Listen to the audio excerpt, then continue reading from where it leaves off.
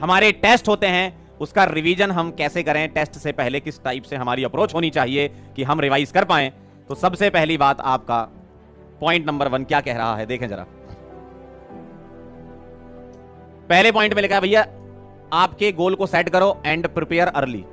जो भी आपका टेस्ट में सिलेबस आ रहा है उसको आप पहले उसको सेट कर लो, उसका गोल कि भाई ये वाला सिलेबस हमारे टेस्ट में आ रहा है, मतलब ये चैप्टर हमारे टेस्ट में आ रहा है और मुझे ये चैप्टर करने हैं, ठीक है।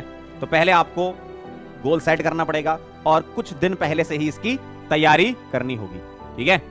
कुछ दिन पहले से ही तैयारी करनी होगी, क्लियर।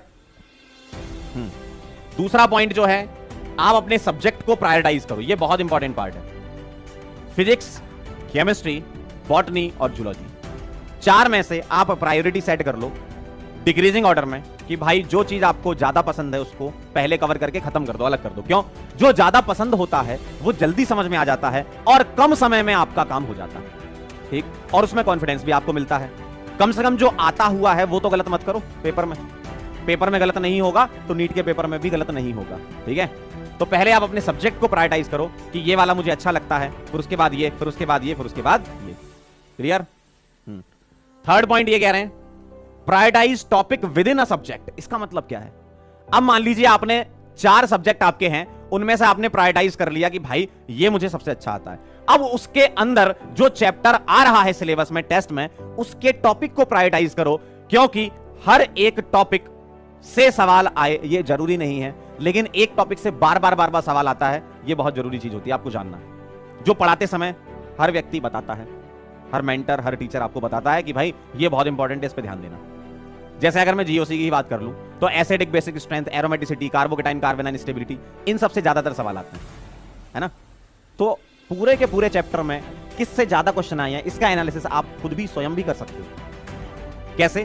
प्रीवियस 5 इयर्स या 10 इयर्स के पेपर देखो और उसमें इतना तो पता चली जाएगा कि ये किस टॉपिक से सवाल आया है, और देखो कि बार बार कौन सा टॉपिक रिपीट हुआ है, उसके अकॉर्डिंग सीक्वेंस बना के रिवाइज करो, ठीक है। फोर्थ पॉइंट क्या कह रहे हैं? Draw mind map and short notes. भाई आप जब आपके लेक्चर के नोट्स बनाते हो या जो पीडीएफ होती है उससे नोट्स बनाते हो तो वो फुल नोट्स होते हैं, तो हर एक चीज डायरेक्ट कॉपी और पेस्ट नहीं करनी होती।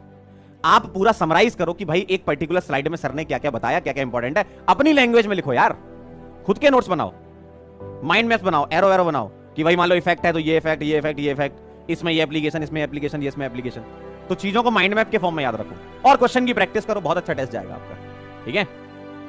तो ये चीजें आपको करनी है। जितना आप सीक्वेंशियल स्टडी करोगे दिमाग में रिटेन करने की कैपेसिटी बढ़ जाती है आपकी, और दिमाग में जितनी ज्यादा चीजें रिटेन होंगी तो आपका एग्जाम भी सुधर जाएगा। इन सब चीजों से आप मार्क्स को इंक्रीज कर सकते हो। रैंडम स्टडी बहुत ही घातक होती है, ध्यान रखना। सीक्वेंस में स्टडी करनी है, पूरा प्लान होना चाहिए आपके पास स्टडी का, ठीक है। तो इस तरीके से आप चीजों को अमल करें और नंबर पाएं, ठीक है।